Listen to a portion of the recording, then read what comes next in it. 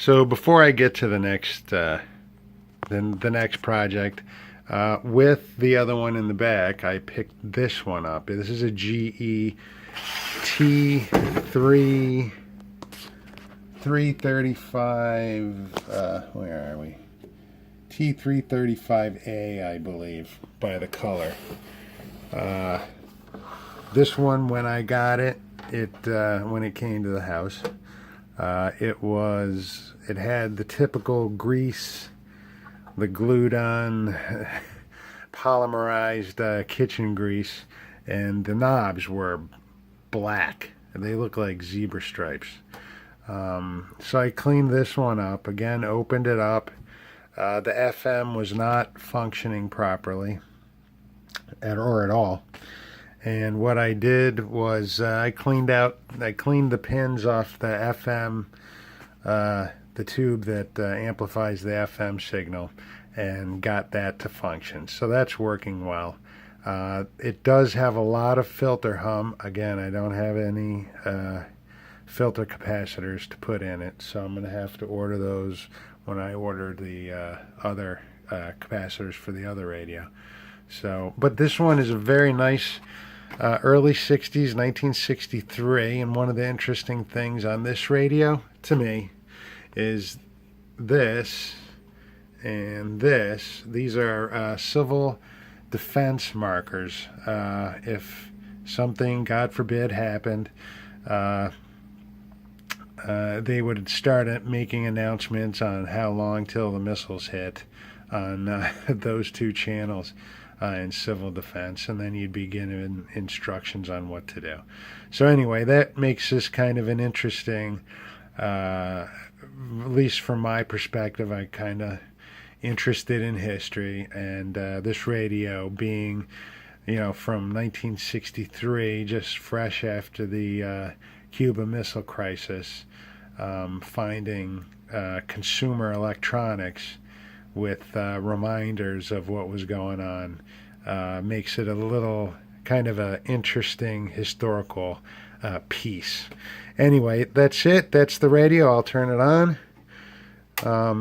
Again, when I got this thing up and running, the FM was not working. I had to clean the pins on the FM tube, the tube that amplifies the FM signal, and it is working now. Let's see if we can get the damn thing. Oh yeah, gotta turn that on. Of course, it always works better. So it'd take a moment to heat up. And this is on FM right now, and it has this AFC. I forget what that is. It's some kind of special amplification for FM, the FM signal. So let's see if we get anything here. Here we go. Now you can hear the filter hum. That's the filter capacitors need replacing. So let's see if we can get a signal here in the basement.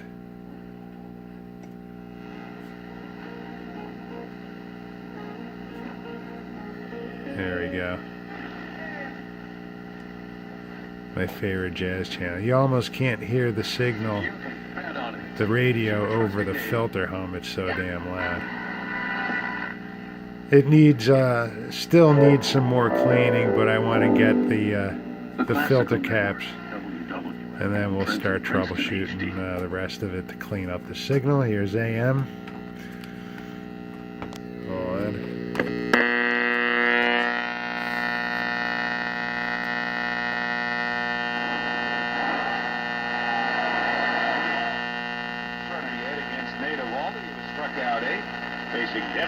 More baseball.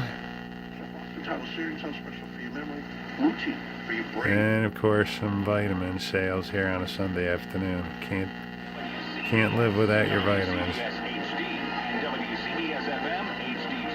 There we go. This is Mary Gamba. If you want more news. I need people to hear my voice. Digital network CBSN at 11 a.m. and 6 p.m. Eastern every Sunday. There are some moments only the... Sure.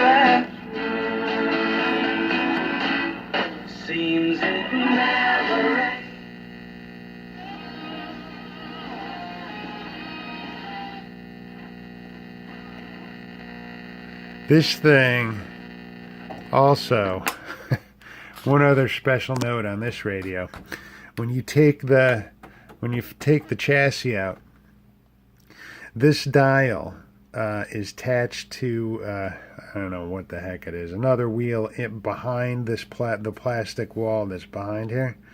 So when I pull the chassis out, this stays attached to that wheel, which comes off of the, if you want to call it a chassis, the board. And the string, the dial string, is a pain to put together. And if you look at the schematic, it shows one dial string wiring, and then you see a picture of the dial string wiring from the actual radio. And this dial string winding actually worked for this radio. Very painful. The things people say about dial strings are absolutely true. Anyway, I'm going to get some filter caps for this radio, do a little more cleaning on the tubes in the sockets, and I think this one will be a nice radio for the kitchen again.